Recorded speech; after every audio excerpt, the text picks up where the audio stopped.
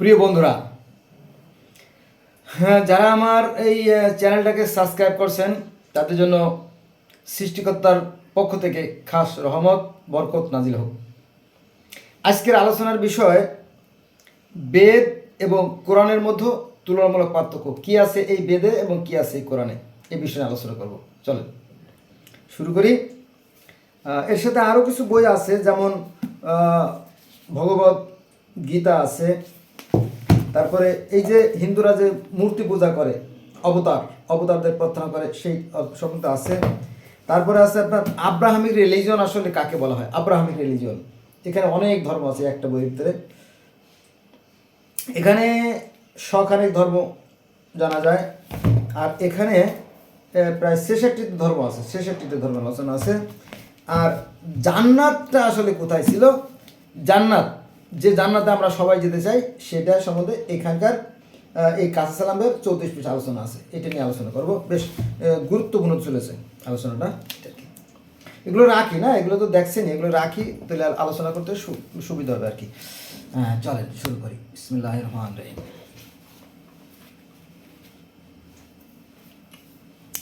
এই যে কোরআন শরীফ, এই কোরআন শরীফের প্রথম সূরা হচ্ছে কি আল বাকারা, প্রথম সূরা বাকারা। ঠিক তেমনি এই বেদেরও প্রথম সূরা আল বাকারা। বলেন কি? হ্যাঁ, সেটা আর কি বলতেছিলাম, যে এই যে গরু বা গাভী বা গোবৎস, এই কথাটা আছে ঋগ্বেদের প্রথম মণ্ডলের, একদম প্রথম মণ্ডলের 164 সূক্তে গরুর কাহিনী আছে। তার মানে কি, বেদেরও প্রথমে গরুর কাহিনী আছে আর কোরআনেরও প্রথমে গরুর কাহিনী আছে। ইন্টারেস্টিং ব্যাপার না? কিন্তু এই কোরআন এই বেদকে জানতে দেয় না, আর বেদ কোরআনকে জানতে দেয় না। ব্যাপারটা এরকম হয়ে গেছে আর কি। তাহলে একদম প্রথম মণ্ডলের 164 সূক্তে গরুর কাহিনী আছে, আবার নবম মণ্ডলেও, মানে ঋগ্বেদের নবম মণ্ডলেও গরুর কাহিনী আছে, এবং আরও বেদে বহু জায়গায় গরুর কাহিনী আছে। আপনারা হয়তো প্রশ্ন করবেন যে তাহলে ভাই গরুর কথা যখন বললেন, তাহলে সূরা ফাতিহা যে রয়ে গেল, সূরা ফাতিহা আসলে সূরা না, এটা আছে দোয়া। সূরা ফাতিহা আমরা কি বলি? আল হাম, পবিত্র যত প্রশংসা লিল্লাহি, আল্লাহর জন্য, যিনি মালিক ইয়াউমিদ্দিন, প্রতিদান দিবসের। হে আল্লাহ, তুমি আমাদেরকে সত্য পথে পরিচালিত করো, ওই সকল লোকদের পরিচালিত করো না যারা ধ্বংস হয়ে গেছে, তার বিপদগামী। এরকম তো আর কি সূরা ফাতিহার অর্থ। এটা তো দোয়া। সূরা ফাতিহাটা মূলত একটা দোয়া, এটাকে সূরা বলে চালিয়ে দেওয়া হয়। যাক, এটা আমার কোনো বিষয় না, চালাই দেখ। অনেক আছে না, কুকুর আছে না, কুকুরের চামড়া ফেলাইলে কিন্তু খাসি হয়ে যায়, দেখছেন না? খাসি হয়ে যায়, তাই তো? ভালো কথা, আমার তো কোনো সমস্যা নেই। তাহলে আমরা দেখলাম যে এই যে কোরআনে প্রথম সূরা হচ্ছে বাকারা, অথবা দ্বিতীয় সূরা ধরে নেন। আর এখানেও আছে কি বাকারা, অর্থাৎ গরু। এখানেও গরুর কাহিনী আছে প্রথমে, আর এখানেও গরুর কাহিনী আছে প্রথমে। আবার ইসলাম ধর্মের প্রথম যে মানুষ আদম আলাইসাল্লাম, তিনি যখন পৃথিবীতে আসে, তার সাথে একটা গরু ছিল, অর্থাৎ গরুতে চলে আসছে। আপনি যায় ইউটিউবে সার্চ দেবেন যে হজরত আদম আলাইসাল্লাম এবং সেই জান্নাতি গরুর কাহিনী দিলে আপনি দেখবেন চলে আসতেছে। আমার ভিডিও করা আছে আগে, গরু এবং আদম যে কাহিনীটা আছে, আমার ভিডিও আছে আগে। আর এখানে হিন্দুদের যে প্রথম পুরুষ যে বিষ্ণুর বাহন গরু, তার মানে কোরআন শরীফে আদমের বাহন গরু আর বিষ্ণুর বাহন গরু, আবার মিশরীয় ধর্মের রায়ের বাহন গরু, আবার গ্রিক ধর্মের জিউসের বাহন গরু। এই গরুর কাহিনী অনেক জায়গা আছে, সেখানে গেলে ভিডিওটা এলেবেল হয়ে যাবে, ঠিক আছে? আমরা সেখানে যাবো না আজকে। এবার আসেন, দুটি পক্ষী একটি বৃক্ষে, একটি পাখি সুস্বাদু পিম্পল ভক্ষণ করলো আর অন্যটা শুধু অবলোকন করলো। এটা আছে ঋগ্বেদের প্রথম মণ্ডলের 164 সূক্ত, অর্থাৎ এই বেদটার 104 নম্বর পৃষ্ঠায়। মজার বিষয় না? তো এই যে ফল খাওয়ার যে কাহিনীটা, এটা ও বেদে আছে, আবার কোরআনেও আছে। মজার ব্যাপার না? কোরআন আপনারা জানেন তাই না, যে আদম হওয়া নিষিদ্ধ গাছের ফল খাইছিল। আবার আজ থেকে সেই 30 লক্ষ বছর আগে, অথবা সেই 16,000 বছর আগের যে পৃথিবীর প্রথম লিখিত গ্রন্থ গিলগামেশ, সেখানেও সেই বৃক্ষের কথা বলা আছে। সেটা ছিল কি জানেন? জীবনলতা। তবে এই জীবনলতা খেয়ে অমরত্ব লাভ করতে পারে নাই গিলগামেশ। এই জীবনলতাটা সাপে খেয়ে ফেলাইছিল। গিলগামেশ পাওয়া যায়, গিলগামেশ বাংলায় পাওয়া যায়, আপনারা পড়ে নিন, ঠিক আছে? আরও পৃথিবী বহু ধর্মে আছে আপনার, যেমন বুদ্ধ ধর্মেও গরু আছে, গরু আছে, সাপ আছে, ইহুদ ধর্ম, খ্রিস্টান ধর্ম, পার্সি ধর্মেও কিন্তু এই বৃক্ষের কথা বলা আছে। সেখানে আমরা যাবো না আজকে। আচ্ছা, এবার আসেন জমি। জমি জমকে বলিল, অর্থাৎ নারী পুরুষকে বলিল, আসো আমরা মিলিত হই। এটা আমাদের পিতা, আমাদের সৃষ্টিকর্তা পিতা গন্ধর্বের ইচ্ছা। গন্ধর্ব হলো পিতা। এটা আছে ঋগ্বেদের নবম মণ্ডলের দশম সূক্তে। বন্ধুরা, আমি কিন্তু এর আগে একটা সাজায় একটা নোট করে রাখছি, বুঝছেন? এই যে বেদ থেকে একটা নোট করে রাখছি। এটা আমি আগেও ভিডিও করছি, এটা আমি আবার করতেছি, কারণ এটা মহা গুরুত্বপূর্ণ আর কি। এটা 4টে পৃষ্ঠা আছে, যাক আমি সেখানে যাব না। তাহলে জমি, নারী জম পুরুষকে বলিল, আসো আমরা মিলিত হই। বলে না না না না না না, অসম্ভব, এমন কাজ কখনোই করা যাবে না। যদি আমরা দোষী সাব্যস্ত হই তাহলে আমরা ধ্বংস হয়ে যাবো। এটা ছিল কার কথা? এটা ছিল জমের কথা, পুরুষের কথা। তারপরে তারা অনেক অনুনয় বিনয় করতে করতে একসময় তারা মিলিত হয়ে যায়। একসময় তারা কী হয়? মিলিত হয়ে যায়। মিলিত হয়ে গেলে পরে তারা দোষী সাব্যস্ত হয়ে যায়। পরে তাদেরকে কী করা হয়? সেই স্বর্গ থেকে ছুঁড়ে ফেলে দেওয়া হয়। এই কাহিনী কিন্তু আছে, স্বর্গ থেকে ছুঁড়ে ফেলে দেওয়া হয়। এই কাহিনী কোথায় আছে আমি বলতেছি আপনাদেরকে। যেহেতু এটা খুব গুরুত্বপূর্ণ একটা বাক্য, তো এটা আমি এখানে নোট করে রাখছি।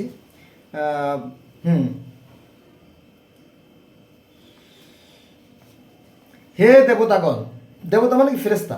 দেবতা মানে ফেরেস্তা ধরে নেবেন।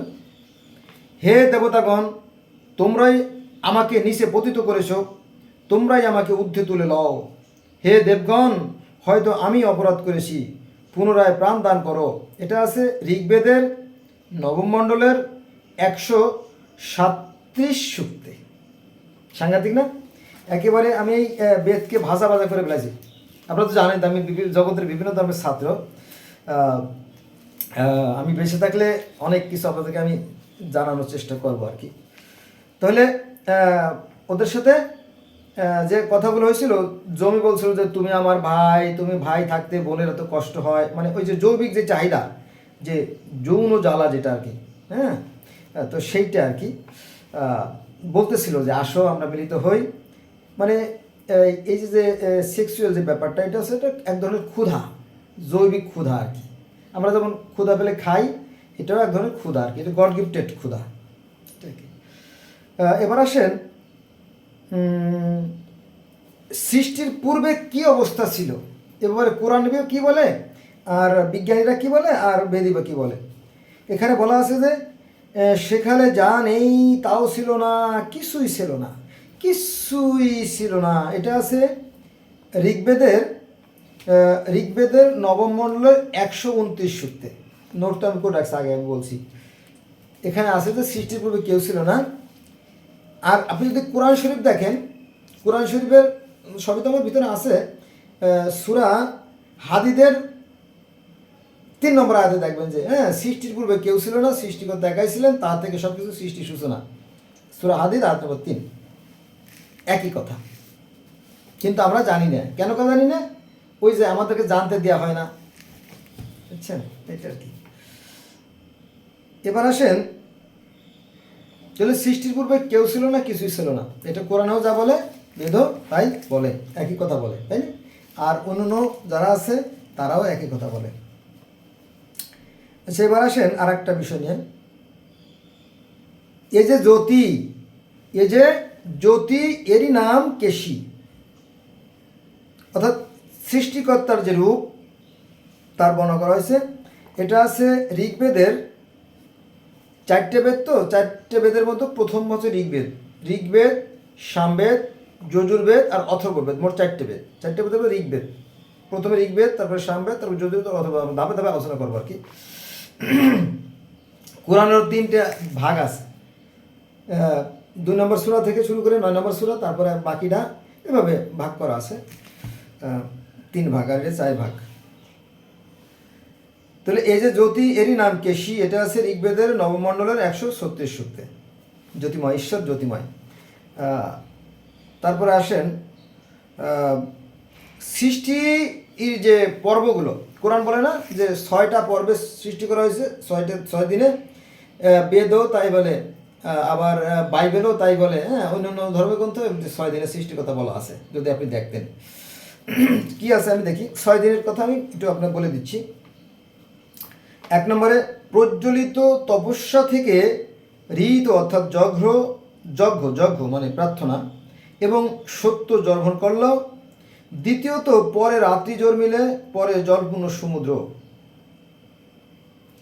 সৃষ্টিকর্তা চিন্তা করলেন আমি সৃষ্টি করব, তো প্রথমে তিনি পানি সৃষ্টি করলেন, পরে পানি থেকে তিনি ব্রহ্ম অণ্ড তৈরি করলেন, তারপরে সেই পানির ভিতরে তিনি শায়িত অবস্থায় ছিলেন অনন্ত কোটিকাল, তারপরে আস্তে আস্তে সৃষ্টি হল, এরকম বিষয়গুলো আর কি।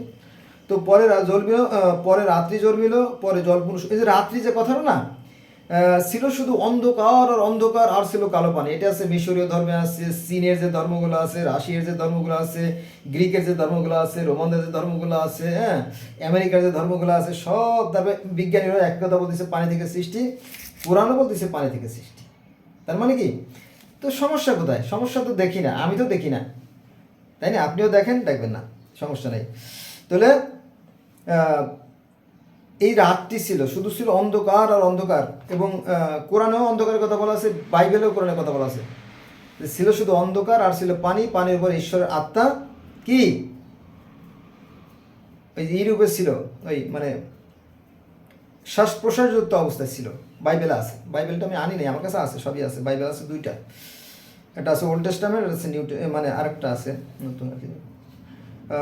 তাহলে 3 নম্বরে জলপূর্ণ সমুদ্র হতে সাংবৎসর জন্মালেন। ওই যে সমুদ্র থেকে সৃষ্টি শুরু হলো, এটা আছে সূরা হুদের, কোরআন শরীফের সূরা হুদের 7 নম্বর আয়াতে দেখবেন যে আল্লাহ পানির উপর ছিলেন, সেখান থেকে সৃষ্টি সূচনা। বেদেও সেই পানির উপর ছিলেন, সেখান থেকে সৃষ্টি সূচনা। আর বাইবেলও তাই বলতেছে যে পানির উপরে তিনি শায়িত অবস্থায় থাকলেন, আর সেখান থেকে সৃষ্টি সূচনা হলো অনন্ত কোটি ব্রহ্মাণ্ড। এবার 4 নম্বরে তিনি রাতটি সৃষ্টি করেছেন, সকল লোকে তা দেখেছে। 5 নম্বরে সৃষ্টিকর্তা যথাসময়ে সূর্য ও চন্দ্রকে সৃষ্টি করলেন এবং স্বর্গ ও নরক পৃথিবী সবকে সৃষ্টি করলেন ধাপে ধাপে।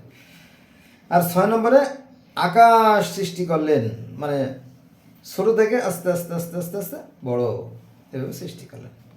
এটা কোথায় আছে? এটা আছে ঋগ্বেদের, ওই যে প্রথম যে ঋগ্বেদের নবম মণ্ডলের 190 সূক্তে আছে, যদি আপনি দেখতেন। আচ্ছা, এবার আসেন এই যে 6 দিনে, কোরআন হচ্ছে একই কথা বলে 6 দিনের সৃষ্টি। হ্যাঁ, এবার আমরা চলে যাব ঈশ্বরের রূপের আরেকটা ধাপ। এখানে বলা হয়েছে জ্যোতি ও তেজরূপ ভগবান। সেই যে সৃষ্টিকর্তা, জ্যোতিরূপ এবং তেজরূপ ভগবান, এটা আছে যজুর্বেদের প্রথম কাণ্ডের প্রথম প্রপাঠক, যে ঈশ্বর জ্যোতিময়। আর কোরআন শরীফে 24 নম্বর সূরা, এই কোরআন শরীফের 24 নম্বর সূরা নূরের 35 নম্বর আয়াতে বলা হয়েছে আল্লাহ হচ্ছে আকাশ ও পৃথিবীর জ্যোতি। তখন কোরআনও বলতেছে ঈশ্বরের রূপ জ্যোতিময়, আর বেদও বলতেছে ঈশ্বরের রূপ জ্যোতিময়। So equal, there is no difference between Holy Veda and Holy Quran, isn't it? Yes, I am. Let's go next part. আচ্ছা, এটা হচ্ছে আপনার হে পবিত্র কারক ভগবান, তোমাকে হৃদয়ে ধারণ করছি। কোথায় আছে এটা? এটা আছে যজুর্বেদের, এটা আছে যজুর্বেদের 4th প্রপাঠকের অনুবাদ নম্বর 1-এ। হে ভগবান, তোমাকে হৃদয়ে ধারণ করছি। এই কথাটা কোরআনে কি আসছে জানেন? কোরআনে বলা হয়েছে আল্লাহ থাকেন মানুষের কল্পের ভিতরে, আল্লাহ থাকেন মানুষের সাহার কাছে নিকটে। একই তো কথা, কল্প আর আত্মার হৃদয় তো একই, একটু ভিন্ন থাকতে পারে, কাছাকাছি তারপরেও। আচ্ছা, এবার আসেন হে প্রাণ বায়ুরূপ আত্মারূপ ভগবান, এইখানে আছে। কোথায় আছে এটা? এটা আছে যজুর্বেদের 3য় প্রপাঠক, যজুর্বেদের তৃতীয় প্রপাঠক 2-7।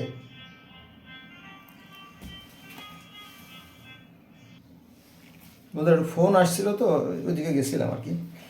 আচ্ছা, এবার আসেন, হে প্রাণ বায়ুরূপ আত্মারূপ ভগবান, এটা আছে যজুর্বেদের তৃতীয় প্রপাঠকের 2-7।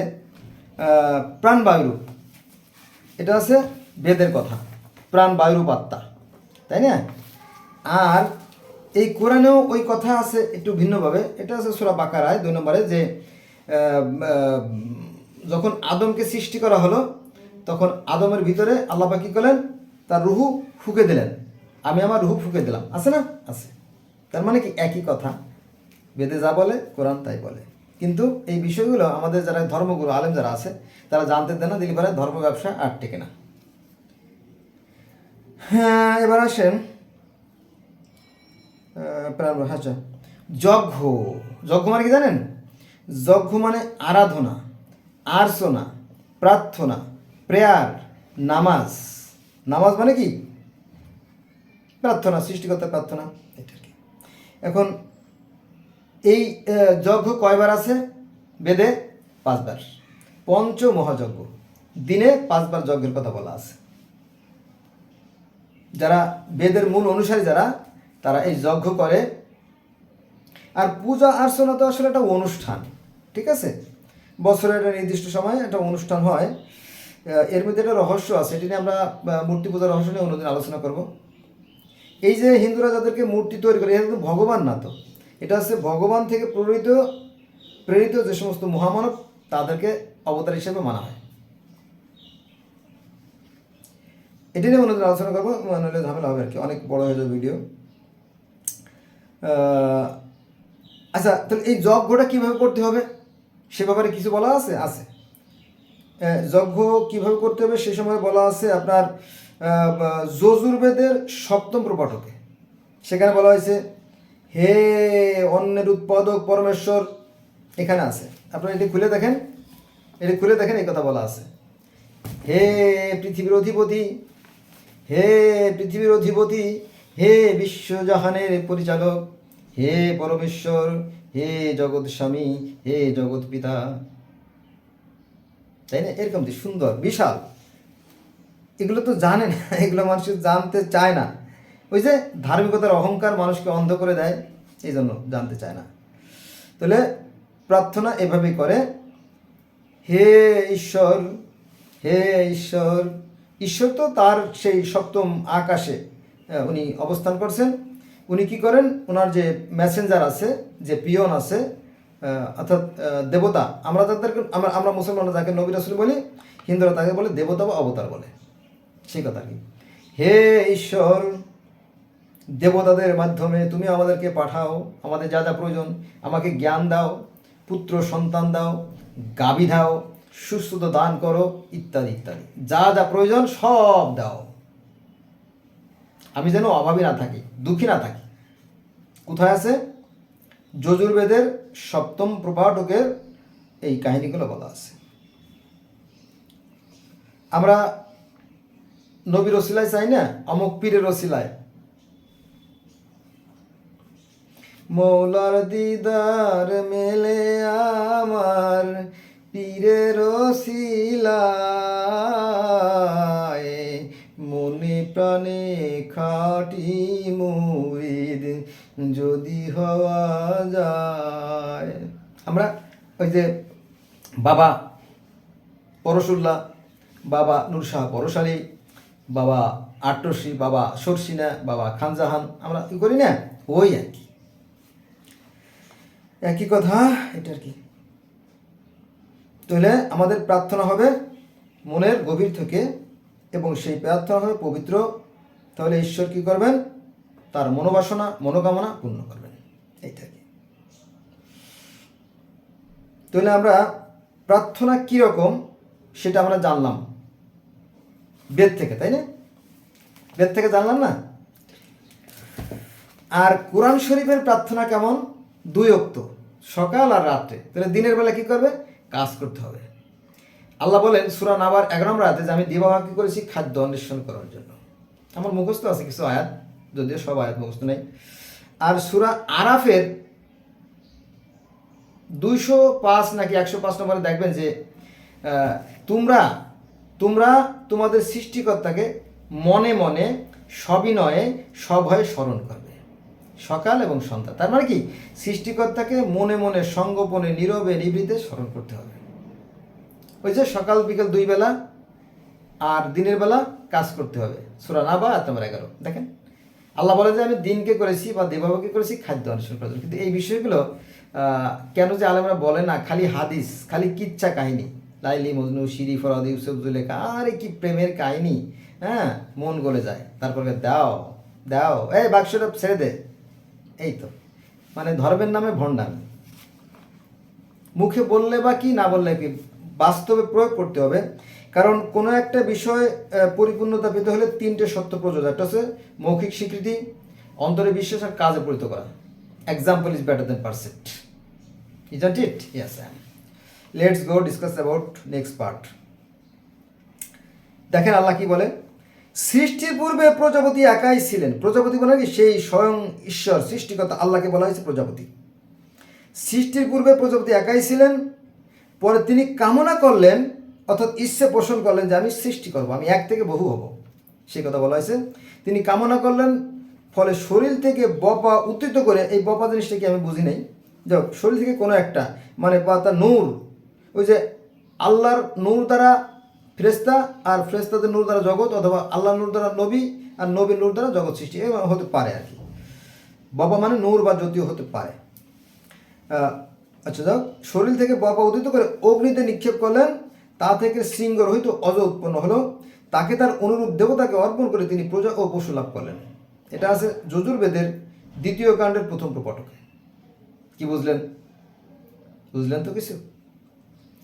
তো আমরা এই কথাটা কোরআনে যেটা পাই যে সৃষ্টিকর্তা নূরময়, জ্যোতিময়, আলোকময়।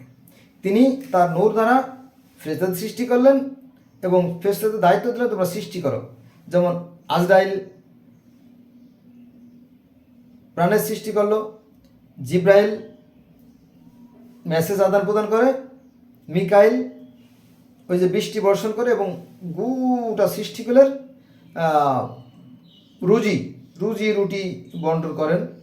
কখন কি বৃষ্টি লাগবে, কখন কি ঝড় লাগবে, এটা মিকাইলের কাজ।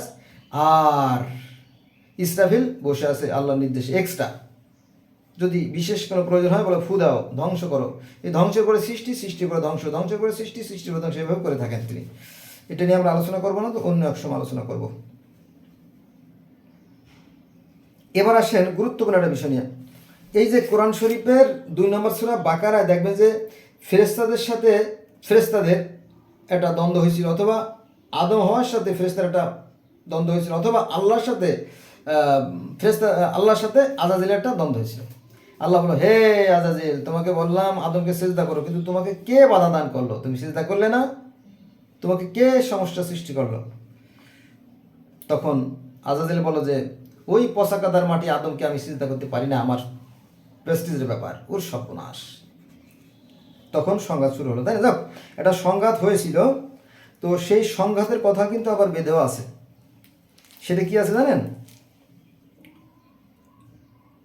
স্বর্গে যুদ্ধ কাদের সাথে?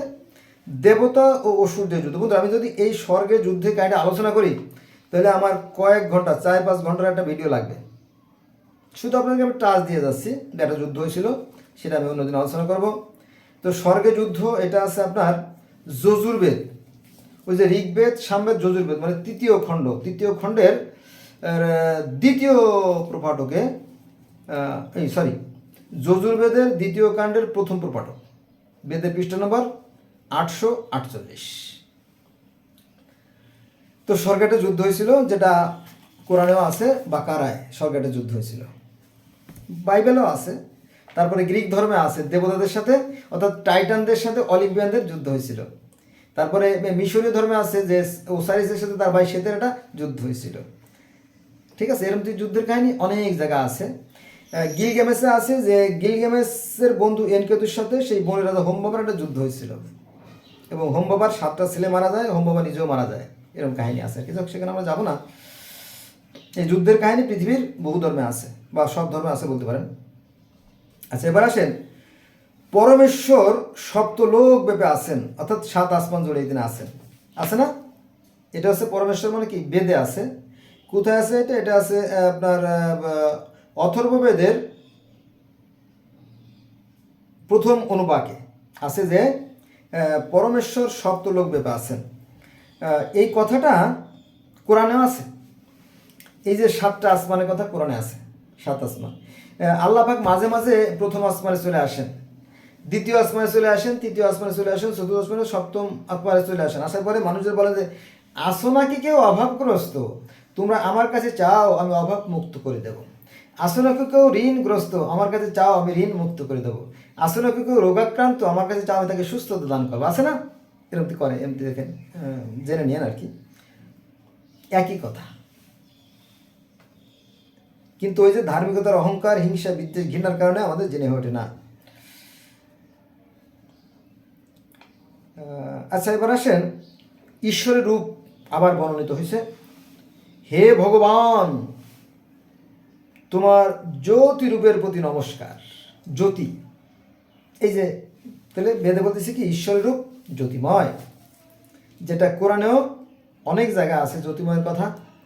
আবার মুসা আলাইহিস সালাম, অর্থাৎ মুসলমানদের যে মুসা তুর পাহাড়ে যে আল্লাহকে দেখছিল সেটা ছিল জ্যোতিময়। খ্রিস্টানদের যে আল্লাহ মোজেসের সাথে দেখা হয়েছিল সেটাও ছিল জ্যোতিময়। ইহুদিদের যে নবী মসি, যিনি তুর পাহাড়ে আল্লাহর সাথে দেখা হয়েছিল সেটাও ছিল জ্যোতিময়।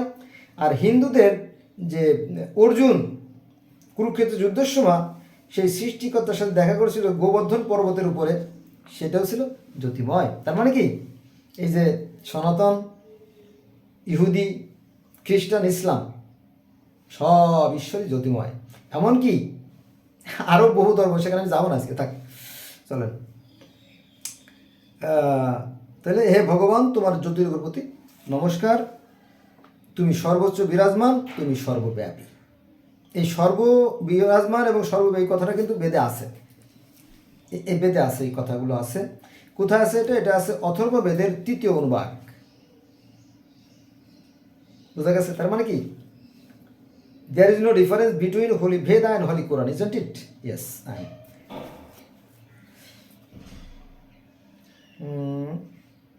আচ্ছা,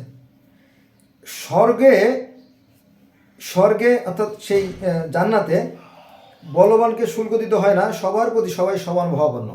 অর্থাৎ স্বর্গের যে বিবরণ, স্বর্গের যে কাহিনী, নবী মুহাম্মদ সাল্লাল্লাহু আলাইহি ওয়াসাল্লাম স্বর্গে যে দেখে এসেছিল না স্বর্গের কাহিনী। আবার পার্সি ধর্মের যে প্রতিষ্ঠাতা জরথুস্ট, তিনিও কিন্তু স্বর্গে গেছিলেন বিরাজে, ওটা গেছিলেন বিরাজে, আর আমরা যাই মিরাজে, এই আর কি। তো সেখানেও আল্লাহর সেই অবস্থা দেখে এসেছিলেন। এখানেও সেই কথা বলা আছে যে স্বর্গের অবস্থা, কারণ অর্জুন আর কৃষ্ণ তো স্বর্গে গিয়েছিলেন স্বর্গ ভ্রমণে, সে কথা এখানে আছে। এটা আছে, স্বর্গের বিবরণ আছে কোথায়? অথর্ববেদের 3য় অনুবাকের 3য় সূক্তে, বেদের পৃষ্ঠ নম্বর 868, এই বেদের 868 নম্বর পৃষ্ঠায় আছে। এবার আসেন, আর আমাদের নবী মুহাম্মদ সাল্লাল্লাহু আলাইহি ওয়াসাল্লাম মিরাজে গেছিলেন, সেটা তো আমরা সবাই জানি, মুখস্থ হয়ে গেছে আমাদের, তাই না? মসজিদে যেতে যেতে হুজুরের কথা শুনতে শুনতে আর কি। এবার আসেন, সৃষ্টির আদিতে জল সকল কারণ রূপে সমগ্র জগৎ রক্ষা করতেছিল। হিরণ্যগর্ভ প্রজাপতি সকল সৃষ্টির আগে উৎপন্ন হয়েছিলেন। এটা আছে অথর্ববেদের 2য় সূক্ত, বেদের পৃষ্ঠ নম্বর 870। অর্থাৎ সৃষ্টির পূর্বে কেউ ছিল না, পরে পানি সৃষ্টি করলো, পানি থেকে সব সৃষ্টি হলো, সেই কথা আছে আর কি। একমাত্র ঈশ্বর ছিলেন সৃষ্টির পূর্বে, একমাত্র ঈশ্বর ছিলেন, দ্বিতীয় কেউ ছিল না। আর কোরআনেও সেই একই কথা আছে, ঈশ্বর মতো একজনই, কুল্লু আল্লাহু আহাদ, বলো আল্লাহ এক এবং অদ্বিতীয়। আর বেদেও সেই কথা বলা হয়েছে, একমেবা দ্বিতীয়াম, তিনি এক এবং অদ্বিতীয়, same. There is no difference between Holy Veda and Holy Quran, isn't it? Let's go next part. চলুন আমরা অন্য অধ্যায়ে চলে যাই। সৃষ্টির ঈশ্বরের প্রথম সৃষ্টি জলগুলি পুত্ররূপে হিরণ্যগর্ভের উৎপত্তির জন্য ঈশ্বর বিশিষ্ট বীর্য অর্থাৎ গর্ভশয় লাভ করেছিল, অর্থাৎ ডিম তৈরি করেছিল। এটা আছে অথর্ববেদের 4th কাণ্ডের 909 নম্বর পৃষ্ঠা বেদের। মানে সৃষ্টিকর্তা চিন্তা করলেন যে আমি সৃষ্টি করব, তো সৃষ্টিকর্তা ঘেমে গেলেন, ঘেমে পানি সৃষ্টি হলো, সেই পানি দিয়ে একটা ব্রহ্মাণ্ড তৈরি করলো, তাই না? এই অন্ডটা যখন তৈরি করলো তখন মা ফাতেমা একবার প্রশ্ন করছে, হে আল্লাহ, সৃষ্টির পূর্বে তুমি যখন ডিম আকারে ভাসতেছিলে তখন তোমার খোলস ছিলাম আমি। এরকম কাহিনী আছে। আবার যারা মারফতে লাইনের লোক যারা গান গায় তারা কিন্তু এই কথা বলে যে আল্লাহ পাক সৃষ্টির আগে পানি সৃষ্টি করেছিল, ঘেমে গেছিল, ঘেমে গেলে তার পানি সৃষ্টি হয়। তিনি টেনশন করছিলেন যে আমি সৃষ্টি করব, কীভাবে করব, কি করব না করব। বিশাল ব্যাপার, তো বিশাল ব্যাপার না, বিশাল ব্যাপার, ভয়ঙ্কর ব্যাপার, বিশ্ব ব্রহ্মাণ্ড। এটা মানুষের মস্তিষ্কে ধরবে না, এই ধারণার অতীত। যাও আল্লাহ মাফ করুক বলতে রইলে। তাহলে এই ডিম্ব আর দাহাহা, ডিম্বর কথা বলা আছে কোরআনে, এই ডিম্বের কথা বলা আছে বেদে, অর্থাৎ হিরণ্যগর্ভ বা ব্রহ্মাণ্ড আছে। অথর্ববেদের 4th কাণ্ড 9 অর্থাৎ 909 নম্বর পৃষ্ঠা আছে। এই বেদটার 909 নম্বর পৃষ্ঠায় এই কাহিনী আছে। আমি সহজ করে দিচ্ছি আপনাদেরকে যদি কেউ পড়তে চান। তারপরে আসেন ওই যে সাপ। এই সাপ আছে পৃথিবীর শত শত ধর্মে। যেমন বর্তমান পৃথিবীতে 5টা ধর্ম রাজত্ব করতেছে না, যেমন হিন্দু ধর্মের সাপ আছে, ওরা তো সাপ মনসা পূজা করে, তাই না? আর এই সাপের বিস্তারিত বর্ণনা আছে কালীয় দমন পর্বে। কালীয় দমন একটা পর্ব আছে, সেই পর্বে এই সাপের বিস্তারিত কাহিনী আছে সনাতন ধর্মে। তারপরে বৌদ্ধ ধর্মের সাপ আছে, পানির মধ্যে সাপের সাথে একটা যুদ্ধের কাহিনী আছে। তারপরে ইহুদ ধর্ম সাপ আছে, খ্রিস্টান ধর্মের কাম আছে, পৃথিবীর প্রথম লিখিত গিলগামেশে সেই সাপ আছে। হ্যাঁ, ওই সাপে জীবনলতা খেয়ে ফেলাইছিল, মানে যে লতা খেলে অমরত্ব লাভ করা যায় সেই লতাটা খেয়ে ফেলাইছিল কে? এই সাপে। ফলে আর গিলগামেশের অমরত্ব লাভ করা সম্ভব হয়েছিল না, এরকম কাহিনী আছে। যেমন এই যে সাপের সত্যতার কারণে আদম হওয়া জানা থাকতে পারলো না, অর্থাৎ তাদের অমরত্ব নষ্ট হয়ে গেল, এরকম কাহিনী আছে। এইগুলো আছে কোথায়? সাপের কাহিনী এটা আছে অথর্ববেদের 1ম প্রপাঠকের 5ম সূক্তে, যদি আপনি দেখতেন, আর না দেখলে তো অন্ধ। আচ্ছা বন্ধুরা, এবার আসেন এই যে কোরআনে আছে গ্রহ নক্ষত্র ইত্যাদি ইত্যাদির যে বর্ণনা আছে, এখানেও সেই বর্ণনা আছে, গ্রহ নক্ষত্র বিস্তারিত বর্ণনা আছে। এটা আছে অথর্ববেদের 5ম অনুবাকের 2য় সূক্ত, বেদের পৃষ্ঠা নম্বর 936। তারপরে পৃথিবীর ঊর্ধ্বদেশে আসে স্বর্গ, পৃথিবীর ঊর্ধ্বদেশে স্বর্গ আর অধোদেশে নর। এটা আছে অথর্ববেদের 10ম অনুবাক এর 5ম সূক্তে, বেদের পৃষ্ঠা নম্বর 950। ঠিক আছে? তাহলে পৃথিবীর কাহিনীও আরে স্বর্গের বর্ণনা আছে এবং স্বর্গের ভ্রমণের কাহিনীও আছে। আর কোরআনেও সেই ভ্রমণটাকে বলা হয়েছে মিরাজ, আল মিরাজুল মুমিনিন, তাই না? এটা same to same, but we does not know about anything, no something আর কি। সব বললে ভুল হবে, কিছুটা জানি আর কি। এবার আসেন মৃত্যু সম্পর্কে বিস্তারিত আলোচনা করা আছে এখানে, আর এটাও মৃত্যু সম্পর্কে আছে না, মৃত্যু আত্মা এ সম্বন্ধে বলা আছে। তো কোরআনে বলা হয়েছে, হে মোহাম্মদ, লোকে তোমাকে প্রশ্ন করে আত্মা কি, তুমি বলে দাও যে আত্মা হচ্ছে সেই ঈশ্বরের আল্লাহর নির্দেশ মাত্র, এরকম আর কি। আচ্ছা এবার আসেন, সৃষ্টির পূর্বে কেউ ছিল না, কিছুই ছিল না, ঈশ্বর একাই ছিলেন। এটা কোথায় আছে? এটা আছে বেদের 958 পৃষ্ঠায়। কোরআনত একই কথা বলে, কুল হু আল্লাহু আহাদ, বলো আল্লাহ এক এবং অদ্বিতীয়।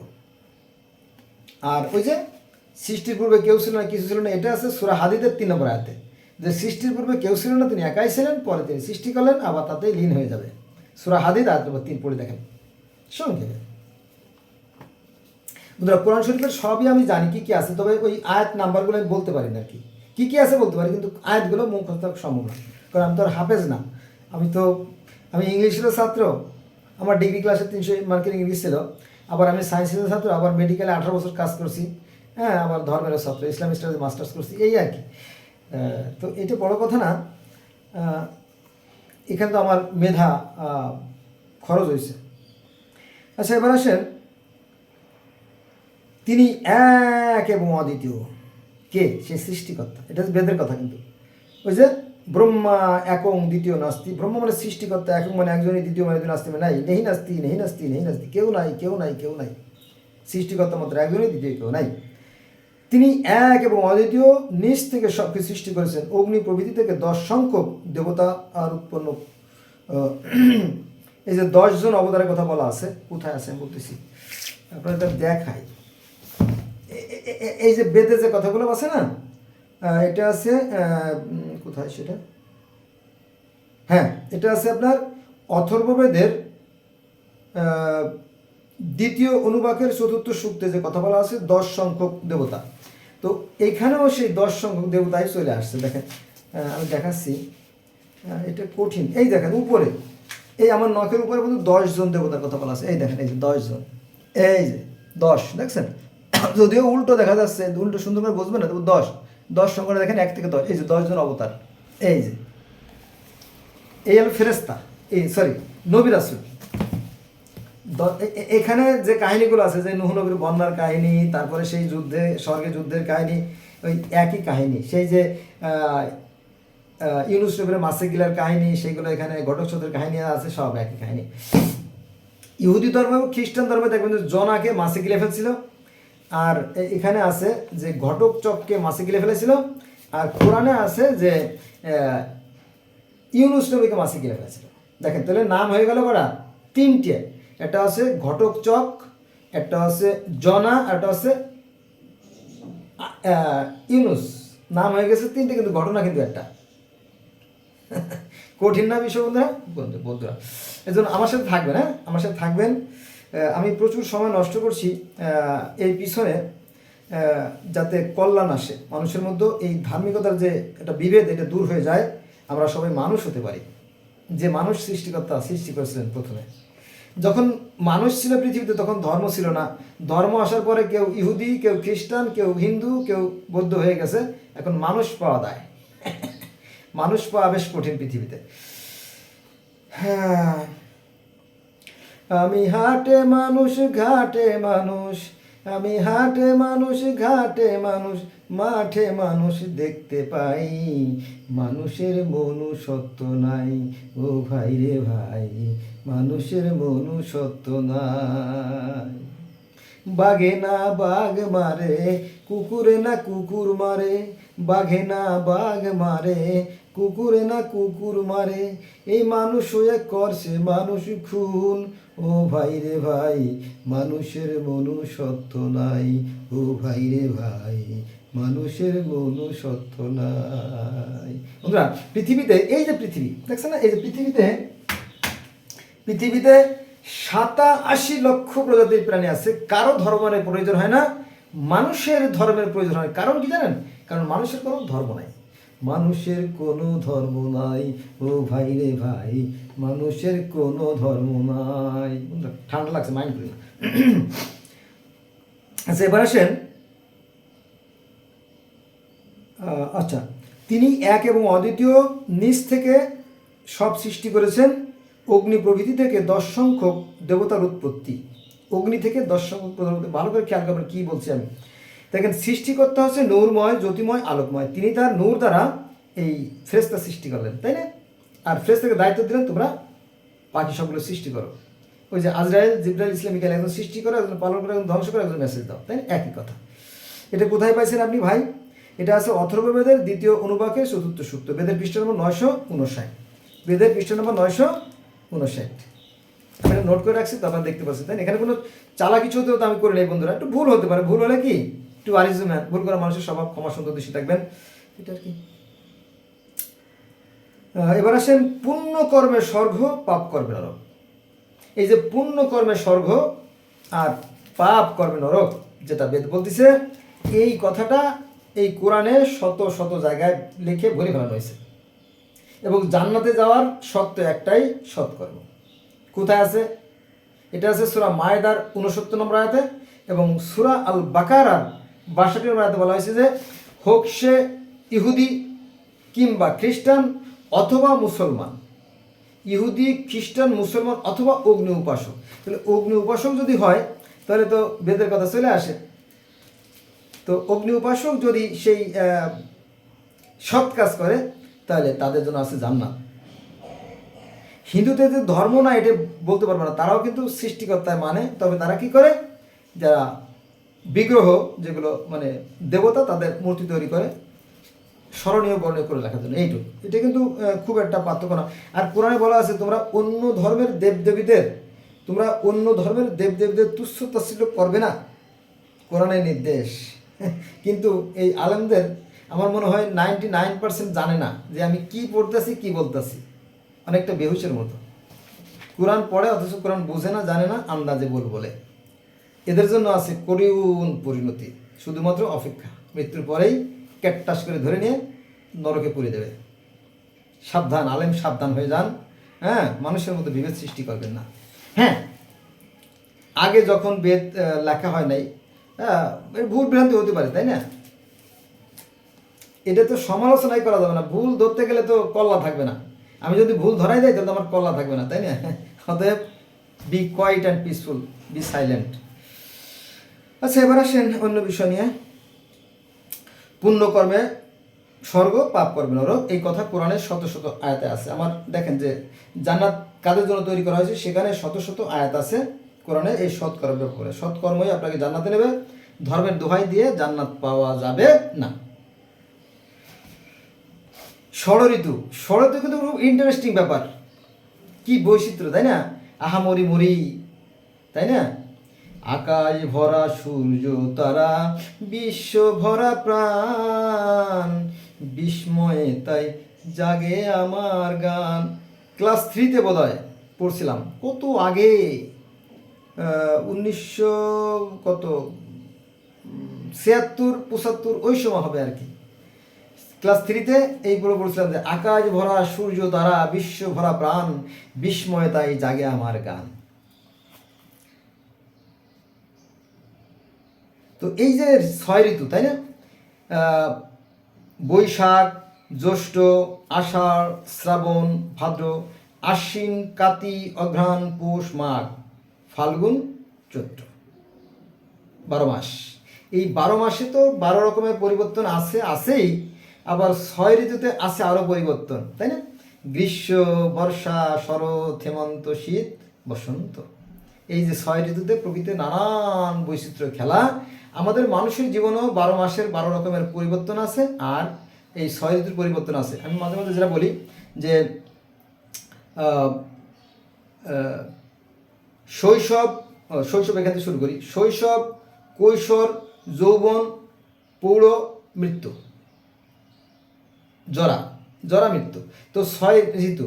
তারপরে ওই যে আমরা পিতার মস্তিষ্কে ছিলাম, তারপরে সেখান থেকে আসলাম অন্ডকোষ থেকে আসলাম মায়ের জরাউতে থেকে আবার পৃথিবী থেকে আবার আমরা চলে যাব আলমে বরজাকে অথবা ইল্লিনে বা সিজিনে, তাই না? আমরা কিন্তু মরবো না বা ধ্বংস হবো না, কিন্তু আমাদের কর্মফল থেকে যাবে, ঠিক আছে? এটা নিয়ে আলোচনা করবো না, অন্যদিন। মারফতে লাইনের তো ব্যাপার, তো এটা আর কি। তাহলে প্রকৃতিতে যেমন 6 ঋতু আছে, আমাদের জীবনেও 6 ঋতু আছে। শৈশব, কৈশোর, যৌবন, প্রৌঢ়, জরা, মৃত্যু, ঠিক আছে? এটা হচ্ছে খেলা, ছন্দ। আচ্ছা, এবার আসেন মোস্ট ইম্পর্ট্যান্ট পয়েন্ট, এটা হচ্ছে ন তস্যি প্রতিমা অস্তি, তার কোনো আকার নাই, তার কোনো প্রতিমা নাই। ঈশ্বর অশরীরী, তার কোনো জন্ম নাই, মৃত্যু নাই, ক্ষয় নাই, লয় নাই, বিনাশ নাই। কোথায় পাইছেন এটা? এটা আছে অথর্ববেদের, আপনারা দেখে নিয়ে, না সহজ করে দিলাম। অথর্ববেদের পঞ্চম অনুবাকের প্রথম সূক্ত, বেদের পৃষ্ঠা নম্বর 966। খুব ইজি না? এটা হচ্ছে বেদের সারাংশ আমার হাতে আছে। আর কোরআনেরটা আমি নোটটা রাখি নাই, কোরআন নোটটা আছে আমার আশেপাশে, কারণ এটা মুখস্থ আছে আমার। এবার আসেন আত্মা, সোল। আত্মা দুইটা, এটা হচ্ছে জীবাত্মা, একটা পরমাত্মা। এই জীবাত্মা ধ্বংস হয়ে যায়, কিন্তু পরমাত্মা অবিনশ্বর, তার কোনো বিলীন হয় না। অর্থাৎ নেগেটিভ চার্জ আর পজিটিভ চার্জ, কারেন্ট কিন্তু আছে, আমি কিন্তু সুইচ অফ করে দিলাম, তাই না? এই যে আমাদের জন্ম ভিতরে আছে সুইচের মতো আর কি। এটা আছে অথর্ববেদের পঞ্চ অনুবাকের প্রথম সূক্ত, বেদের পৃষ্ঠ নম্বর 968-তে এই আত্মা সম্পর্কে বলা হয়েছে। আর কোরআনে বলা হয়েছে, হে মুহাম্মদ সাল্লাল্লাহু আলাইহি সাল্লাম, তোমাকে মানুষের আত্মা সম্পর্কে প্রশ্ন করে, তুমি বলো যে এই আত্মা হচ্ছে তোমার প্রভুর নির্দেশ মাত্র, ঈশ্বরের আল্লাহর নির্দেশ মাত্র। ঠিক আছে, এটা কি? হ্যাঁ, এবার আসেন পৃথিবীর অধোদেশে অগ্নি সত্য অপ্রকাশ্য সূর্য, মানে ওই সূর্যের কোনো প্রকাশ নাই, গোপন। অর্থাৎ এই মাটির গভীরে একটা সূর্য আছে। এটা আছে অথর্ববেদের তৃতীয় অনুবাকে এবং বেদের পৃষ্ঠ নম্বর 981-তে। কি সাংঘাতিক ব্যাপার! আজ থেকে 20 লক্ষ বছর আগে, কত? আজ থেকে 20 লক্ষ বছর আগে কিভাবে মানুষ জানলো যে এই মাটির গভীরেও একটা আছে, সূর্য আছে, যার তাপমাত্রা উপরের যে সূর্য আর নিচের যে সূর্য এক, same to same, there is no difference the temperature. How possible it is, আমি জানি না এটা কীভাবে সম্ভব। তো ইদানিংকালে রাশিয়ার একদল বিজ্ঞানী মাটির গভীরে, অর্থাৎ 12,000 ফিট গভীরে গেছিল। তো সেখানে আগুনের এতই প্রদাহ যে যাই দেয়, যত বড় শক্ত স্টিল দেখ না কেন, তামা দেখ না কেন, গলে যায়। পরে তারা সেই মুখটা বন্ধ করে দিয়েছে। এটি নিয়ে আলোচনা করে, অনেক আলেমরা আলোচনা করে, বিশেষ করে আমাদের কারি ইব্রাহিম সাহেব, ওই যে অল্প করে দাঁড়িয়ালা, ওনাকে যে জেলে ঢুকেছিল, একবার জেলে ঢুকে একবার বাইক করে, যাক উনি আবল তাবল কথাবার্তা বলে। পরীরা নাকি তার সাথে কথা বলে, জিনেরা তাদের জিনকে নিয়ে মিটিং করে, এই সমস্ত আবল তাবল পাগলামি কথাবার্তা বলে। যাক সেটা বলুক, তাতে আমার কোনো সমস্যা নেই, কারণ তাতে আমার হাড়ের ভাত কমে না, ক্ষতি নাই আমার, যে যা বলে বলুক।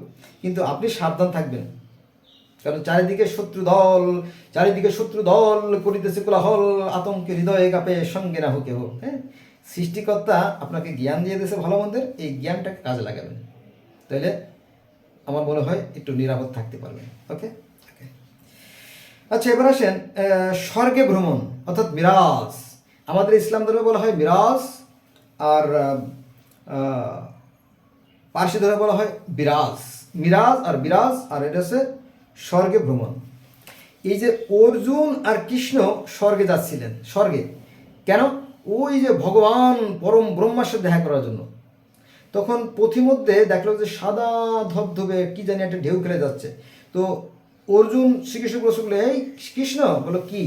বলো ওই যে কি দেখা যায় সাদা দুধের মতো। আরে বুকাটে দুধের সাগর। বলো সর্বনাশ, দুধেরও সাগর হয় নাকি? হ্যাঁ, কারণ স্বর্গে তো যাবে অনেক মানুষ, লক্ষ কোটি কোটি মানুষ যাবে, তো তারা এই দুধ পান করবে। ও আচ্ছা, বুঝতে এবার। আরে পাশে কি জানি এটা দেখা যায় একটু লালচে লালচে সরষের তেলের মতো। আর সরষের তেল, ওটা হচ্ছে মধুর সাগর। বলে ওইটা কেন? ওই দুধ, কেউ দুধ পান করবে, কেউ মধু পান করবে, কেউ মদ পান করবে, যার যা মন চায়, সেখানে অফুরন্ত ভাণ্ডার। ও তাই, বুঝছি। মানে স্বর্গের যে ভ্রমণের কাহিনীটা, এটা পৃথিবীর অসংখ্য ধর্ম আছে, এটি নিয়ে আমরা অন্যদিন আলোচনা করবো। আমার একটা ভিডিও আছে, দেখেন যে 60 জন, 50 থেকে 60 জন, 50 থেকে 60টি মিরাজের কাহিনী। আমার কয়েকটা ভিডিও পরে দেখেন, যে একটা ভিডিও আছে 50 থেকে 60 জন লোকের সাথে আল্লাহর কথা হয়েছে আর কি। দুটো পর্ব আছে, দুটো পার্ট আছে আর কি, ফার্স্ট পার্ট, সেকেন্ড পার্ট। যদি আপনি দেখতেন, মিরাজ মানে অনেক মানুষের সাথে মিরাজ হয়েছে, প্রায় 60 জন বা আরও বেশি। এবার আসেন জগৎ স্রষ্টা প্রজাপতি, মানে সৃষ্টিকর্তাকে প্রজাপতিও বলা হয়। এটা আছে বেদের, অথর্ববেদে আছে, এটা 982 পৃষ্ঠায়। কালরূপ পরমত্তাই এই দুলক পৃথিবী সৃষ্টি করেছেন কাচের প্রেরণায়। এই যে দেখেন, কালরূপ পরমাত্মাই এই দুলক পৃথিবী সৃষ্টি করেছেন কাচের প্রেরণায়। সকল জগতের স্বামী যে কাল প্রজাগণের স্রষ্টা, চতুর্মুখ ব্রহ্মার পিতা, সত্যলোকে স্থিত চতুর্মুখ ব্রহ্মাকে লালন করেন।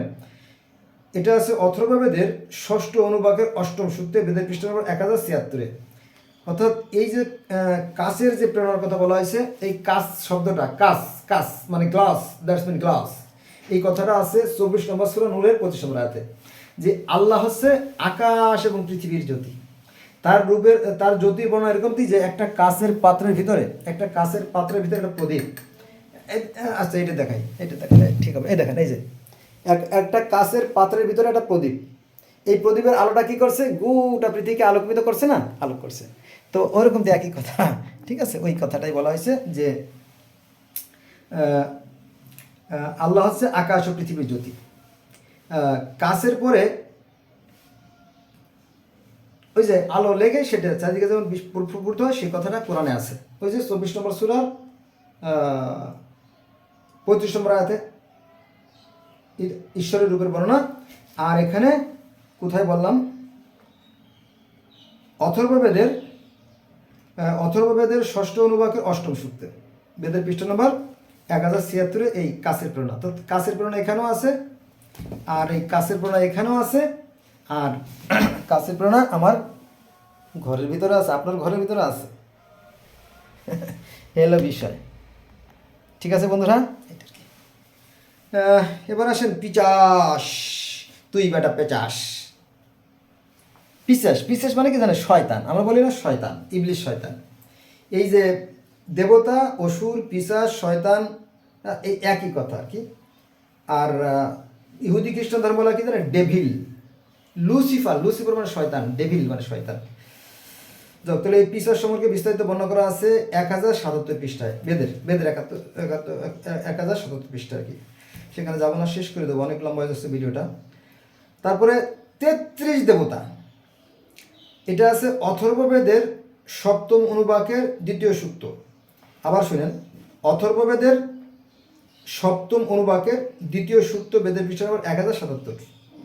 33 দেবতা, 33 জন দেবতা, মানে অসংখ্য দেবতারা কিন্তু ঈশ্বর নন, ঈশ্বর কর্তৃক প্রেরিত, অর্থাৎ আল্লাহ কর্তৃক প্রেরিত মহামানব যারা, তারা হচ্ছে দেবতা বা অবতার।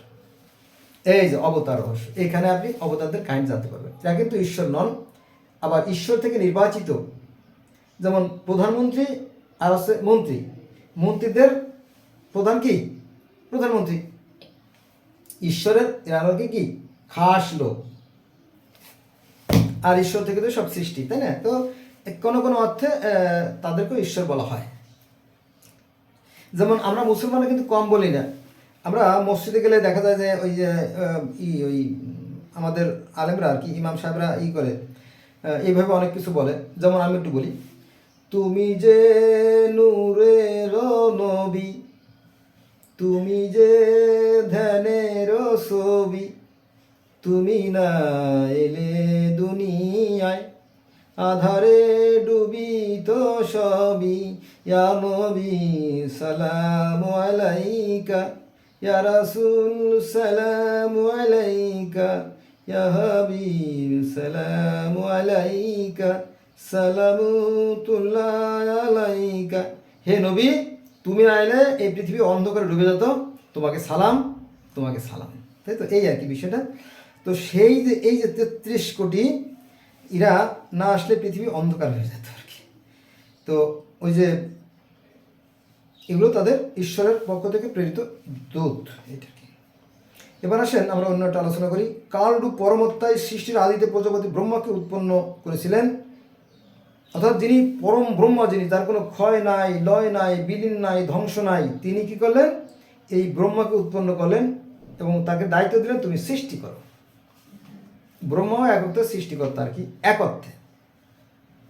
যেমন এই যে আমরা বলি যে নবী, তুমি না এলে দুনিয়ায় আধার, তুমিও নূরের তৈরি, অর্থাৎ আল্লাহও নূরের তৈরি, নবীও নূরের তৈরি, বলি না আমরা। এই নিয়ে কিন্তু অনেক বাহাজ হয়, মানে ডায়লগ হয়, মানে ডায়লগ মানে কি, বিতর্ক প্রযোজিত হয়, বাহাজ বলে, বা আরবিতে বলে বাহাস, বাংলায় বলে বিতর্ক প্রযোজিত, আর ইংলিশে বলে কি ডায়লগ, কথোপকথন আর কি, কম্পিটিশন বিটুইন টু গ্রুপ। হ্যাঁ, কালরূপ পরমাত্মায় সৃষ্টির আদিতে প্রজাপতি ব্রহ্মাকে উৎপন্ন সৃষ্টি করেছিলেন। অথর্ববেদ, এটা আছে কোথায়, অথর্ববেদের ষষ্ঠ অনুবাকের অষ্টম সূক্ত, বেদের পৃষ্ঠা নম্বর 1076। ও বাগো, আচ্ছা বন্ধুরা, মাথা গরম হয়ে গেছে বন্ধুরা। আচ্ছা এবার আসেন, অগ্নি দেবতা, বিশ্ব দেবতা, ইন্দ্র দেবতা। এই যে এইটা এই কোরআনে দেখবেন যে মুসা আলাইহিস সালাম আগুন দেখেছিলেন। কি দেখেছিলেন? আগুন, সেই আগুন থেকেই মুসা কথা বলছিলেন। এটা কিন্তু কোরআনে আছে, কোরআনে আছে। কোরআনে আছে কি জানেন? কোরআনে আছে যে মুসা আলাইহিস সালাম, আর খ্রিস্টানদের মসি, ইহুদিদের মোজেস, আর হিন্দুদের ওই যে কৃষ্ণ বা অর্জুন, যাই বলেন, একই একই কাহিনী। গোবর্ধন পর্বত সনাতন ধর্মে আছে, আর ইসলাম ধর্ম, ইহুদি খ্রিস্ট ধর্মে আছে কি তোয়া তুর পাহাড় বা সিনাই পর্বত, এরকম আর কি। তো সেখানে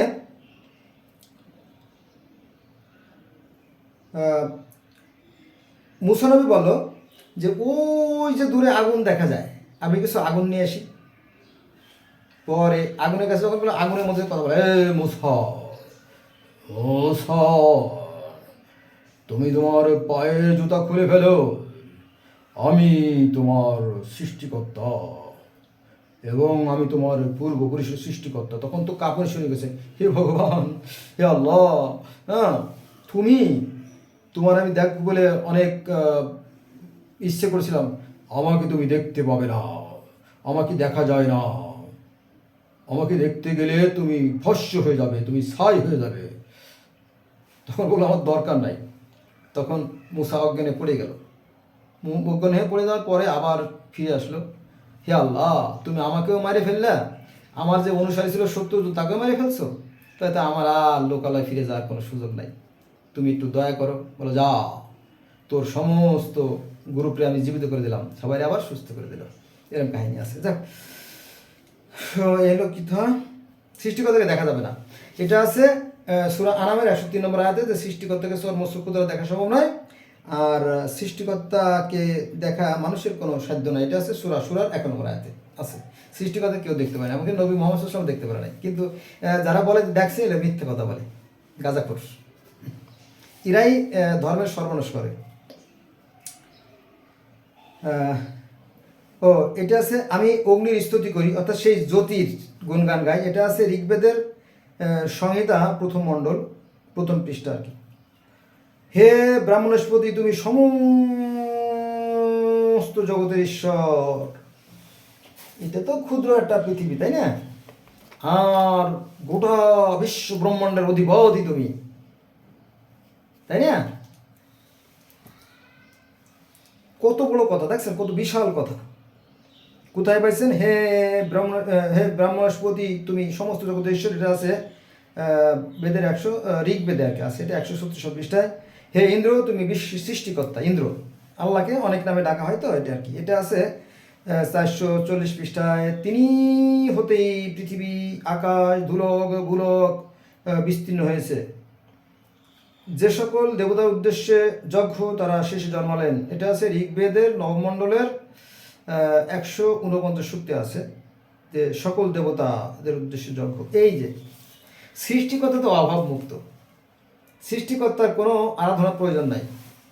কি তোমরা সুখে থাকো, শান্তি থাকো, এটাই জন্য আমার জন্য যথেষ্ট।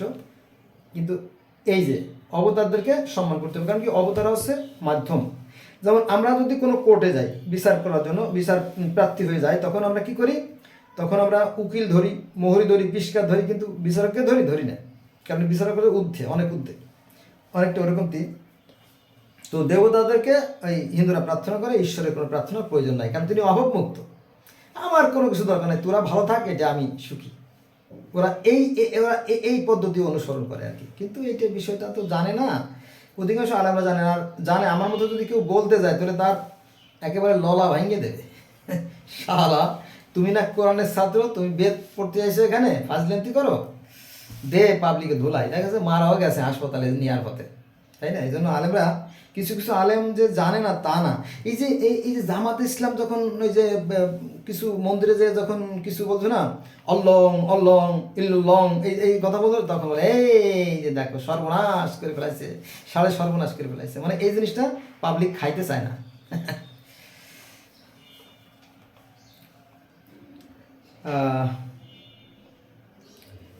তিনি হতেই পৃথিবী, আকাশ, ধুলোক বিস্তীর্ণ হয়েছে। যে সকল দেবতার উদ্দেশ্যে যজ্ঞ, তারা শেষ জন্মালেন। এটা আছে ঋগ্বেদের 9ম মণ্ডলে 100 বলছি এটা কি। তিনি বিনা অবলম্বনে দুলককে দৃঢ়রূপে বেঁধে রেখেছে। দুলক মানে কি? পৃথিবীকে। এই পৃথিবীটা বিনা অবলম্বনে ঝুলে আছে না? হ্যাঁ, এই পৃথিবীটা একটা মানে ভাসমান অবস্থা আছে। পৃথিবীটা কীভাবে আছে জানেন? ভিতরে আছে লোহা, গলিত লোহা আছে, এই যে একটা চুম্বকীয় ক্ষেত্র তৈরি করা আছে, আর তার পাশে আছে কি সেই চুম্বকীয় ফিল্ড আছে, এটাকে ধরে রাখে। এটা খুব জাদুকরী একটা বিষয়টি, ওই নিয়ে অন্যদিন আলোচনা করবো আর কি। এই পৃথিবীটা ভেসে আছে, সবই, সূর্য ভেসে আছে, চাঁদও ভেসে আছে, গ্রহ নক্ষত্র সব ভেসে আছে। দারুণ ব্যাপার, তাই না? এটা এক অতি আশ্চর্য ঘটনা আর কি, সেই কথা বলা হয়েছে। তিনি বিনা অবলম্বনে দুলোককে বেঁধে রেখেছেন, এটাও এখানেও আছে, যে পৃথিবীকে তিনি শূন্যে ভেসে রেখেছেন, এরকম আছে। ইন্দ্র তুমি সর্বদর্শী, ইন্দ্র বলতে কি সৃষ্টিকর্তাকে বলা আছে তুমি সর্বদর্শী। আমরা বলি হ্যাঁ আল্লাহ তুমি দেখো, গরিব মানুষ যারা আছে, তারা কোর্টে যাইতে পারে না, থানা যেতে পারে না, টাকার হবে, তারা কি করে, হে আল্লাহ তোমার কাছে নালিশ দিলাম, তুমি বিচার করো। সত্যি কিন্তু বিচার হয়ে যায়, কিন্তু সাধারণ মানুষ যারা বুঝতে পারে না, সৃষ্টিকর্তা আছেন, সৃষ্টি যখন আছে স্রষ্টাও আছেন, আর তার বিচারও আছে, তবে তিনি ধীরে ধীরে ভালো করে যাচাই করে বিচার করেন। আর যখন বিচার শুরু হয় তখন আর রক্ষা করার কেউ থাকে না। এই জন্য একটা কথা আছে যে বড় দয়াময় প্রভু, জালিম পাপীকে অতি সত্তর শাস্তি দেয় না কভু, দেয় অনুতাপ আর সংসদের দুরন্ত অবকাশ, তারপরে দুর্বিনীতির জীবনে আসে অভিশাপ। আল্লাহ পাক ছাড় দেন কিন্তু ছেড়ে দেন না, একটু সুযোগ দেন, ওই যে সংশোধনের সুযোগ, সেই কথা বলা হয়েছে। হ্যাঁ, হে ইন্দ্র তুমি সর্বদর্শী, তিনি সব কিছু দেখেন, আল্লাহ সব কিছু দেখেন, ঈশ্বরও সব কিছু দেখেন, ওই কথা বলা আছে বেদের 566 নম্বর পৃষ্ঠায়। আর তুমি ভুবন সৃষ্টিকারী, রোশনি আশ্রিত, তুমি জ্যোতিময়, তুমি জ্যোতিময়, তুমি নূরময়, তুমি আলোকময়। 24 নম্বর ছিল নূরের 25 নম্বর আয়াত। আরো অনেক জায়গা আছে, আমার ওইটা মুখস্থ নাই, তো ওইটাই বারবার মনে পড়ে আর কি। তিনি জ্যোতিময়, আর এখানেও সেই রোশনিময়, নূরময়, আলোকময়, একই কথা। আচ্ছা, এবার আসেন যে বাক্যটাকে অ্যানালাইসিস করে সনাতন ধর্মের মধ্যে সুন্দর ধর্ম ধ্বংস হয়ে গেছে, সেটা হচ্ছে অথর্ববেদের 21 অধ্যায়ের 722 নম্বর পৃষ্ঠার যে বাক্যটা, সেটা আমি আপনাদের পড়ে শোনাবো। সেটা হচ্ছে যে ব্রাহ্মণরা মুখ থেকে, ক্ষত্রিয়রা বাহু থেকে, আর বৈষ্ণবরা উরু থেকে, আর শূদ্ররা পাদ থেকে উৎপন্ন। এই বাড়াবাড়ি করে এই যে যারা এটা নিয়ে বাড়াবাড়ি করেছে, তাদেরকে ওই যে পেটের গল্পটা শোনা দরকার, যে একবার পেটে আন্দোলন করলো, ও না, পুরো শরীরের পার্শ্বপাতি আন্দোলন করলো যে পেট শুধু খায় আর খায়, আর আমরা খালি কাজ করে মরি, আমরা কাজ করবো না।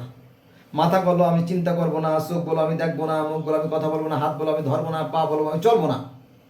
পরে আস্তে আস্তে আস্তে দুর্বল হওয়া শুরু করলো পুরো বডি। তারপরে চিন্তা করলো হায় হায়, আমি চোখ তাকাইতে পারতেছি না, মাথা ঝিমঝিম করতেছে, হাত উঠাতে পারতেছি না, দুর্বল হয়ে যাচ্ছে, পা চলতে পারছে না। কেন? কারণ কি? পেটে খাবার দেওয়া হয় নাই। ওই যে হাত খাবার পেটে দিচ্ছে না, তখন পুরো শরীর অচল। তখন তারা আবার মিটিং করলো, হাই হাই আমরা পেটে খাবার দেনে বলে আমরা সবাই তো অচল হয়ে যাচ্ছি। বলে আরে বোকা, পেট শুধু খায় না, পেট পুরো শরীরে যে শক্তি সাপ্লাই দেয়, যে শক্তিটা দেখা যায় না। ও তাই তো তাই তো তাই তো এটা আর কি। এই গল্পটা হিন্দুদেরকে ভালো করে জানা উচিত, যে ওই পায়ের পর ভর করে উরু, আর উরুর পর ভর করে পেট, পেটের পর ভর করে বাহু, বাহুর পর ভর করে মাথা, এটা বোঝা উচিত, এবং সবাই মিলেমিশে মুসলমানদের মতো জীবনযাপন করা উচিত আমার মনে হয় আর কি। তাহলে সুন্দর হতো, কিন্তু আর হবে না, কারণ ভেঙে গেছে তো। এই হিন্দু ধর্মের এই সুযোগটা কাজে লাগাইয়া পরে মানুষগুলো মুসলমান হয়ে গেছে আর কি। আচ্ছা, এবার আসেন অন্য একটা পাঠে, দেবতা ও সূর্যের যুদ্ধ।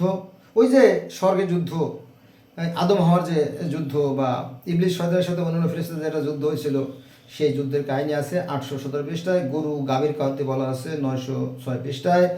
তারপরে ইঁদুর সাপ মৌরের কাহিনী যেমন বাকারা আছে, ওই কথাও বেদে আছে। সৃষ্টির পূর্বে কেউ ছিল না, কেউ ছিল না, কেউ ছিল না, কিছু ছিল না, কিছু ছিল না কিছু, এটা আছে 958 পৃষ্ঠায়। মায়া শক্তি যেমন ইয়ে হলো না, এই যে কোরআনে আছে যে কোন ফয়া কোন, আল্লাহ শুধু বলেন হও আর হয়ে যায়, আর এখানে মায়া শক্তি বলেও ঈশ্বর বলেন হও আর হয়ে যায়, জাদুর মতো। আসলে তাই, তিনি দিন মাস বছর সৃষ্টি করেছেন, এটা আছে 967 পৃষ্ঠায়। তিনি এক বিরাট পুরুষ, যার থেকে সমগ্র সৃষ্টি, এটা আছে 1055 পৃষ্ঠায়। যা আছে এই বিশ্ব ব্রহ্মাণ্ডে তা আছে এই দেহবাণ্ডে, এরকম আর কি বিষয়টা আর কি। তারপরে আম্মু নাম পুরুষ পত্নী হব্যবতী, এটা আছে আপনার Nababharat publications 72D Mahatma Gandhi road Kolkata 7-এর পরে 4টে শূন্য নয় যে ঠিকানা। এখানে সেই আদম হওয়ার যে গন্ধ ফলকর কাহিনী সেটা আছে আর কি। বিষ্ণু কর্দম থেকে বৃহস্পতির বংশ প্রবর্তন করে উৎপন্ন হয়েছিল, অর্থাৎ ওই যে বিষ্ণু মাটি দিয়ে তৈরি মানুষ তৈরি যে কাহিনী সেটা এখানে আছে। তারপরে আদম তার পত্নী হব্ববতীকে পাপ বৃক্ষে নিচে দর্শন করতে তৎপর হন, বলি সেখানে সর্বরূপ ধারণ করে চলে আসে। এটা আছে ওই ওই যে বইটার নাম বললাম তার 31 পৃষ্ঠায়। অর্থাৎ এই আদম হওয়ার যে ফল খাওয়ার কাহিনী, গন্ধব খাওয়ার কাহিনী, সেটাও কিন্তু বেদেও আছে, কোরআনেও আছে। বেদে তো না, বেদেরটা আর কি অন্য যে কোন কোরআন, ভবিষ্য পুরাণে এই কাহিনীটা আছে।